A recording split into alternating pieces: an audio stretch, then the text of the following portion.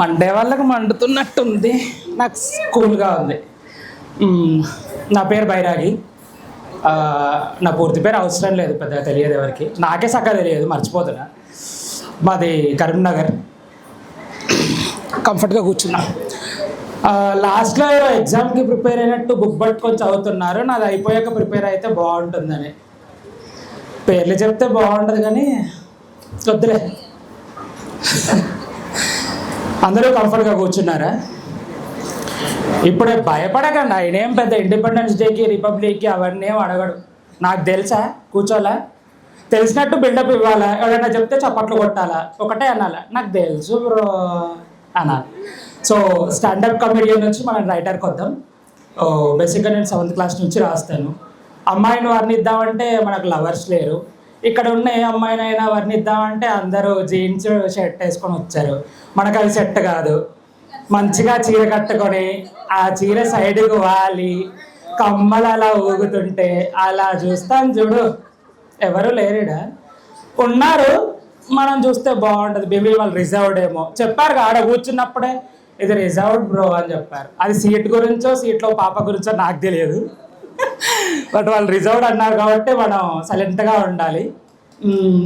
బేసిక్గా మాది Karimnagar. Coming to writings, నాకు మెత్తగా మాట్లాడడం, బుజ్జగిస్తూ మాట్లాడడం రాదు. మనం గట్టిగా మైక్ ఆఫ్ అయింది, మధ్యలో ఆఫ్ అయితే మండుద్ది. కరీంనగర్ కాబట్టి మనకి తెలుసుగా. కొత్త పెళ్లి కూడా తలదించుకుంటున్నాడు ఇక్కడ, ఊహించుకుంటున్నాడేమో. బేసిక్గా నాది కరీంనగర్. అంటారుగా కరీంనగర్ వాళ్ళకి కాస్త కారం ఎక్కువ అని, ఇన్ ద సెన్స్ మంట ఎక్కువ అని. సో అలా మా మాటలన్నీ అలాగే ఉంటాయి. ఒకరిని బాధ పెట్టచ్చు, బాగుపడేటట్టు చేసొచ్చు, బాట చూపించవచ్చు. బట్ మాకు ఇలా నాన్న బుజ్జి కన్నాడని రాదు. స్టార్టింగ్ వర్డ్ BADCOW అదే వస్తుంది. అంతకు మించి BDK ఇలా మంచి మంచి మాటలన్నీ మా నోటి నుంచి వస్తాయి. సో అలా నాకు చిన్నప్పటి నుంచి 2 డౌట్లు. బేసిక్గా మా పెద్దనాన్న చాలా కష్టపడేవాడు. మా అన్నయ్యకి, మా 2 అన్నయ్యలు అన్నట్టు.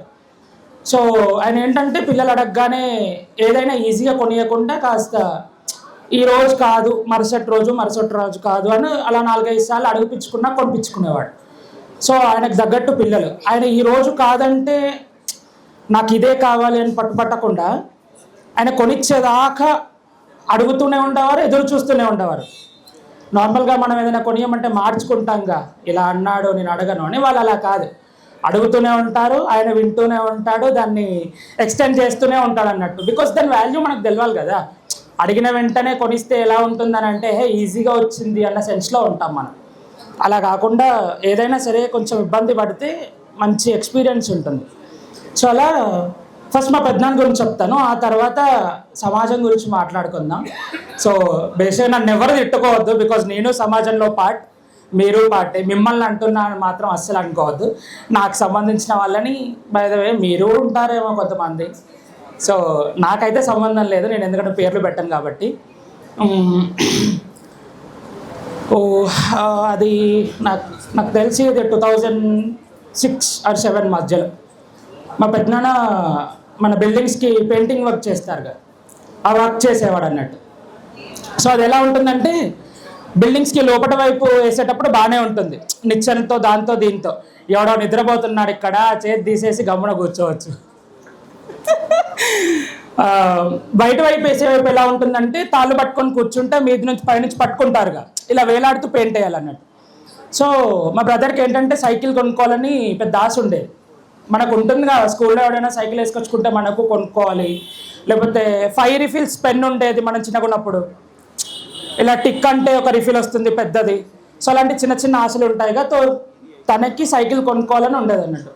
స్కూల్కి వెళ్ళి వచ్చాక అమ్మ నేను సైకిల్ కొనుక్కుంటాను, నాన్నకు చెప్పేసి నా ఫ్రెండ్స్ 2 సైకిల్ కొనుక్కున్నారు, నాకు వాళ్ళు నా ముంగట సైకిల్ గురించి మాట్లాడుకుంటుంటే నచ్చట్లేదు అని చెప్పేసి అడిగాడు అన్నట్టు. దానికి మా పెద్దమ్మ ఏమనిందంటే నాన్న వచ్చాక చెప్తాను, ఆయన ఏదంటే అది అంటే. మా పెద్దనాన్న వచ్చాక చెప్పాక సరే సైకిలేగా కొనిస్తాను, కాకపోతే వారం రోజులు ఆగు అన్నారు. చెప్పానుగా మన వాళ్ళకి మిడిల్ క్లాస్ అంటే ఎక్స్టెండ్ చేస్తూ పోవాలా, ఏది ఫస్టే ఇస్తే వాడు కలిసి అయిపోతుంది అనిపించి కొంచెం చిన్న నమ్మకం ఉంటుంది. సో అలా 1 వీక్ ఆగన్నారు. ఆ 1 వీక్లో 5th day Saturday 6th day Sunday, 7th day Monday. ఆయన మండే రోజు కొనిస్తా అని ఈయన ఫిక్స్ అయిపోయాడు. ఈయన సాటర్డే రోజు స్కూల్కి వెళ్ళి వచ్చాడు. సండే రోజు పెద్దమ్మ బయటకు వెళ్ళింది, ఒక్కడే ఉన్నాడు. నాన్న డ్యూటీకి వెళ్తుంటే నాన్నతో పాటు వెళ్ళాడు అన్నట్టు. ఇంటి దగ్గరే ఒక్కడే ఉండడం ఇష్టం లేక. ఆడికి వెళ్ళాక ఏమైంది, బిల్డింగ్ వర్క్ చేసేటప్పుడు పెయింటింగ్ వేస్తుంటే ముగ్గురు పట్టుకుంటారు ఆ తాడ్ని. మనిషి ఆగాలి కదా, మంచి వజన్ ఆగాలి, వజన్ వెయిట్ మా స్లాంగ్ అది, వజన్ ఆగాలి కదా, అలా ముగ్గురు పట్టుకుంటారు అన్నట్టు. ఆ రోజు ఇద్దరే వచ్చారు, ఇంకొకటి మిస్ అయ్యాడు. వీడు ఒకడు వెళ్ళాడుగా మా అన్న. సో నువ్వు పట్టుకోరా ధైర్యానికి అని అడిగారు అన్నట్టు. ఆ ఇద్దరితో పాటు ఇతను పట్టుకున్నాడు. 6th ఫ్లోర్ నుంచి వీళ్ళు పట్టుకొని ఉంటే 3rd ఫ్లోర్లో ఆయన గోడకు వేలాడుతూ పెయింట్ వేస్తున్నాడు. ఈ మనిషి పైనుంచి తాడు పట్టుకొని కిందకి ఆయన చూస్తూ ఉన్నాడు. అదో ఫీల్ ఉంటుంది కదా, దాన్ని ఏమంటారు, ఇంత కష్టపడుతున్నాడా అన్న ఫీల్ వస్తుంది కదా. సో ఇలా చూసేసరికి ఆయన వేలాడుతూ పెయింట్ వేస్తున్నాడు. ఈయనకి ఏమనిపించిందంటే, మా నాన్న ఇంత కష్టపడతాడా మా కోసం, ఇలా వేలాడుతూ ఒకవేళ పడితే అవుట్, అంతే, ఇంకో ఆప్షన్ ఉండదు. 1st ఫ్లోర్ నుంచి దూకితేనే సస్తాను రా బాబు, 6వ ఫ్లోర్ అంటే ఏంది, ఉంటాడా, పీస్ అయిపోతాడు, మరీ లేకపోతే తలకాయ పలికిద్ది అన్న రేంజ్లోకి వెళ్ళిపోయాడు. పని అయిపోయింది, ఇంటికి వచ్చాడు. అమ్మ నాకు సైకిల్ వద్దు అని చెప్పేశాడు. వెంటనే మా పెద్దమ్మ, నువ్వేంట్రా బాబు, మండే రోజు అయినా సైకిల్ కొనిద్దాం అనుకుంటే నువ్వు ఈరోజు వద్దా అంటావు అంటే, లేదు నాకు సైకిల్ వద్దు, నాకు ఇంట్రెస్ట్ లేదు ఇప్పుడు, నేను తర్వాత కొనుక్కుంటానని. ఆ మాటలన్నీ మా పెద్దనాన్న సైడ్ నుంచి విడి, ఏమైంది నాన్న ఎందుకు సైకిల్ వద్దు అని అంటే, నాన్న నాకు తొక్కనికి రాదు, దొబ్బుకొని పోతే బాగుండదు కదా నాకు అంటే, మా పెద్దనాన్న ఒకటే మాట అన్నాడు, నా కష్టాన్ని చూసి నువ్వు అర్థం చేసుకున్నావు చూడు, నేను ఇంత కష్టపడుతున్నా అన్న విషయం నీకు అర్థమైంది. సో ఇప్పుడు నేను కొనియడమే కరెక్ట్, ఎందుకంటే నీకు అర్థం కాకపోతే నాకు రిగ్రెట్ ఫీల్ ఉండేది. సో నువ్వు నెక్స్ట్ ఏదన్నా అడిగితే నాకు భయం ఉండేది, కానీ ఇప్పుడు అలా కాదు, నువ్వు నెక్స్ట్ ఏదన్నా అడిగినా ఆలోచించి అడుగుతావు. సో నాకు ఆ భయం పోయింది, నీకు మండే రోజు సైకిల్ కొనిస్తాను కొనుక్కోనంటే, లేదు నాన్న నువ్వు మా కోసం ఎంత కష్టపడ్డ విషయం మాకు తెలియదు, నేను ఎప్పుడూ నీతో పనికి రాలేదు చూడలేదు, ఏమో అవకాశం వచ్చింది వచ్చాను చూశాను, నాకు ఇప్పుడు వద్దు అని అంటే, నేను కష్టపడేదే మీ చిన్న ఇష్టాలు తీర్చడానికి. సో అలాంటప్పుడు నువ్వు ఆ చిన్న కోరికను కూడా నేను తీర్చలేకపోతే నేను ఉండి లేనట్టే అని చెప్పేసి అన్నారు. ఆ కథలో మా పెద్దనాన్న ఇప్పుడు స్వర్గంలో మంచిగా కుర్చీలో కూర్చొని ఉంటారుగా ముగ్గురు డాన్సర్స్, వాళ్ళతో ఎంజాయ్ చేస్తున్నాడు. ఆ కథలో మరో పాత్రధారి ఈరోజు నా రథసారథి, మా బ్రదర్ అక్కడ ఉన్నాడు కేదారి. సో అది, సో దాన్ని క్వశ్చన్ చేస్తూ కొంతమంది, మనం మనుషులతో పోల్చొద్దు వాళ్ళని, మనం నచ్చకపోతే జంతువులతో పోల్చుతాం కదా, ఆ జంతువుల గురించి ఇప్పుడు నేను మాట్లాడతాను. బేసిక్గా మనం కష్టపడి కొనుక్కునే ప్రతిదీ మన చుట్టాలు ఏమనుకుంటారంటే, మనం దొబ్బుకొచ్చావనో ఎత్తుకొచ్చాం, ఎందుకంటే మనం కష్టపడ్డామన్న వీళ్ళ విషయం వాళ్ళు నమ్మరు కాబట్టి. వాళ్ళకి మనం కష్టపడతామని తెలుసు, కష్టపడి సంపాదించుకున్నామని తెలుసు, బట్ మనం అంత ఎదగడం వాళ్ళకి ఇష్టం ఉంటుంది కదా. సో అలాంటి వాళ్ళని నాకు ఒక క్వశ్చన్ చేయాలని ఉంది. అలాంటి సిచ్యువేషన్స్ మీ లైఫ్లో చాలా జరిగి ఉంటాయి కదా. ఆడపిల్ల పెళ్లి చేయగానే 25 లక్షలు కట్నమో 5 లక్షల కట్నం ఇస్తే తేరగా తినిపోక వచ్చి ఉప్పు లేదు కారం లేదని ఎగేసుకొని వెళ్తారు. దినంకూడు దగ్గరికి వచ్చి కూడా ముక్కుడుక లేదనే సన్నాసులు ఉన్నారు ఈ రోజుల్లో. సో తప్పుగా అనుకోవద్దు ఎవరు, బేసిక్గా నా స్లాంగ్ ఇది. సో నాకు నాన్న కన్నా అని ఇట్లా ముద్దులు పెట్టుకోవడం రాదు, మూతి మీకెళ్ళి వచ్చు. సో అది మనకు అలవాటు కాబట్టి, సో జోష్ పెంచాలని ఇంకొంచెం కారం చల్లుతాను దాని మీద. సో ఇక్కడ ఎవడో ఫోన్ చూస్తున్నాడో ఆ ఫోన్ పక్కన పెట్టి చూడాలి. ఇక మర్యాద తగ్గిపోయింది, ఓపిక నశించిపోయింది, ఆపేసేయాలి. సో నాకు డౌట్ ఏంటంటే, సమాజం ఎవరికి పుట్టింది అసలు? ఎవరికైనా తెలుసా? ఎవరికి పుట్టింది? మీకు ఎవరికైనా పుట్టిందా?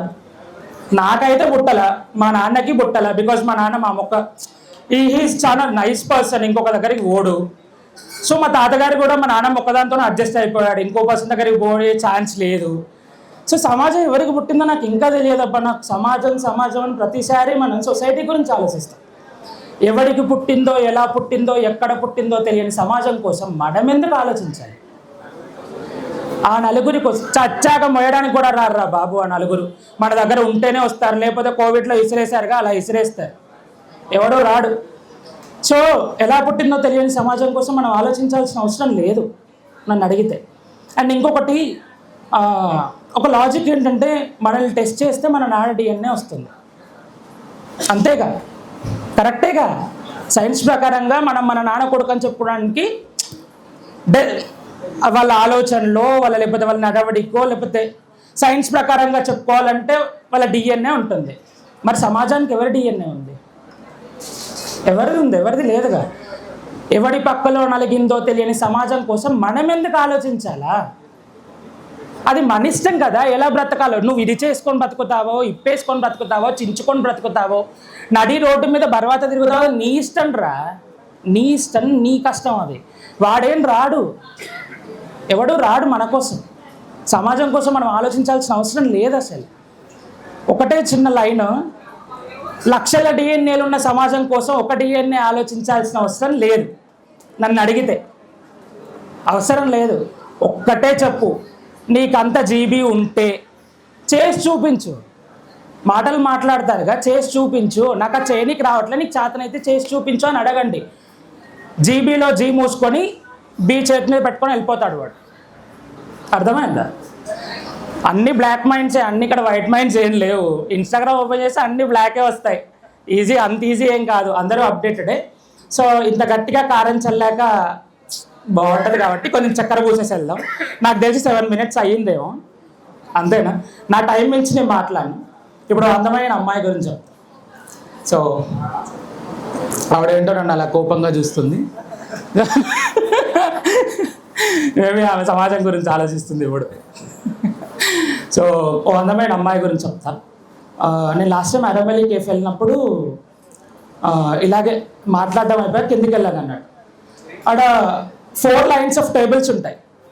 అందులో 3rd lineలో 3rd టేబుల్ దగ్గర ఒక అమ్మాయి కూర్చొని ఉంది. సో బ్రీఫ్గా చెప్పాలంటే ఆకుపచ్చ రంగు, దాన్ని ఏమంటారు, సిఫాన్ శారీ కట్టుకొని, సో దాన్ని ఏమంటారు, దాని మీదకి గోరంట రంగు, మనం గోరంట పూలు అంటాంగా, సో ఆ రంగు దబ్బల జాకెట్ వేసుకొని కూర్చుంది. ఇన్ ద సెన్స్ వెనకాల హుక్స్ ఉండే జాకెట్. ఇంత గట్టిగా తప్పుగా అనుకోకండి, నాకు ఆమెను వర్ణించడం ఎందుకో నచ్చింది. మెడలో చిన్న లాకెట్, చెవులకు చిన్న కమ్మలు, చేతికో బ్యాంగిల్ ఇచ్చాడో వాచ్ చేసుకొని ఖాళీగా ఆలోచిస్తూ కూర్చుంది. ఆమె ఒక సాంగ్ పెట్టుకుంది, మనకు ఆనంద్ సినిమాలో సాంగ్ ఉంటుందిగా, ఆ సాంగ్ పెట్టుకొని వింటూ కూర్చుంది. నేను 5 minutes కూర్చున్నాను. 5 minutes కూర్చున్న తర్వాత ఒక అబ్బాయి వచ్చాడు. ఆయన అక్కడి నుంచి వస్తున్నాడు, ఇక్కడి నుంచి లేచి కొంగిలా సర్దుకొని మంచిగా ఇలా చూస్తుంది. ఆయన వచ్చి వెంటనే సారీ లేట్ అయింది అని అంటే ఆమె నవ్వుకుంటూ ఇట్స్ ఓకే పర్లేదు, నేను ఎప్పుడో వచ్చాను, సో నాకేం పెద్దగా వెయిట్ చేసినట్టు అనిపించలేదు అని చెప్పింది. ఆ తర్వాత ఆయన వచ్చే దారిలో కొంచెం పని ఉండేది, అది చూసుకొని వచ్చాను అని అంటే, సో నేను ఇప్పుడు మిమ్మల్ని దాన్ని ఏమంటారు, ఎందుకు లేట్ అయింది అన్న విషయం అడగలేదు. ఇన్ కేస్ అడగాల్సి వస్తే మేబీ మనం రిజిస్టర్ అయ్యాక అడుగుతాను అని ఉంది. అని అంటే ఆయన ఆల్రెడీ మనుషులు 2 రిజిస్టర్ అయ్యాయిగా, సో మనుషుల తర్వాత మంగళసూత్రం దేవుంది మనుషులు కలిసాక. ఎందుకంటే మంగళసూత్రంతో పని లేనిది ప్రేమ ఒక్కటే, అది మనసు కలిస్తే చాలు, దానికి షూరిటీలు, సంతకాలు, పేపర్లు అవసరం లేదు. సో ఒకరిని ప్రేమిస్తే ఎంత నమ్మాలంటే ఆ పర్సన్ చెప్పినా కూడా నువ్వు నాకు తెలుసు అన్న విధంగా నమ్మాలి. అంత నమ్మకం ఉంటేనే అది ప్రేమ. అలా అని చెప్పేసి ఎదురుగానే ఎవరితోనో తిరుగుతుండే నమ్మావనుకో బొక్క బోర్లా తన్నేసిపోతాడు. అది పక్కన పెట్టి, so thank you so much for this opportunity and thank you Prashanth and Vidmahi బాబాయ్కి అండ్ కేఆర్ బాబాయ్కి థ్యాంక్ యూ.